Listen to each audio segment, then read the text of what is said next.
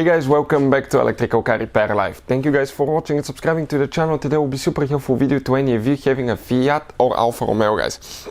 Gasoline or diesel engine. Let's say you guys replace crankshaft position sensor, and if you replace the crankshaft position sensor and the car does not start, it's still not running good, it runs rough, we'll explain how we can fix that, guys, without buying any more parts or tools, and we'll explain what can easily cause that. Because you need to follow certain procedure when you replace crankshaft position sensor. Before we start, let me tell you a little bit about us.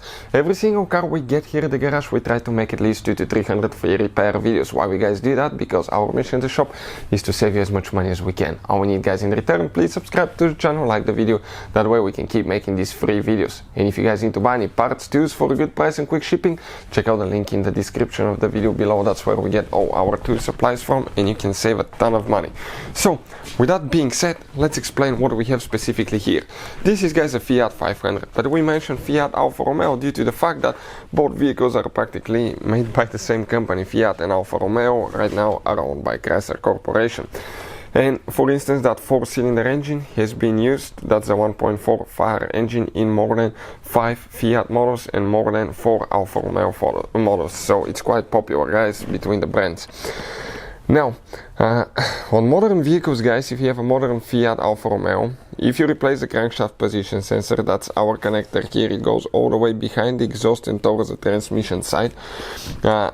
You may still experience problems. The car does not start, or if it starts, it does not run good, it runs rough. You may get check engine light on and even code P1300. So what can easily cause that now, guys?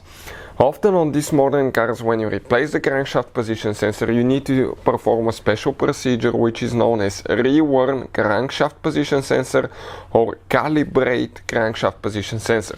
It's going to calibrate the position of the crankshaft position sensor with the position of the camshaft position sensor, so it can do the timing correctly. It does that way the engine will know exactly where, at a certain time, at what position the crankshaft will be located, the camshaft as well. So you will need to do a reworn crankshaft position sensor procedure or calibrate crankshaft position sensor procedure. So if you want to see how to do it, we'll have the video on the channel. This is just a quick video to any of you that have problem with that, and we wanted to tell you exactly what could be causing it. Hopefully the video will be helpful.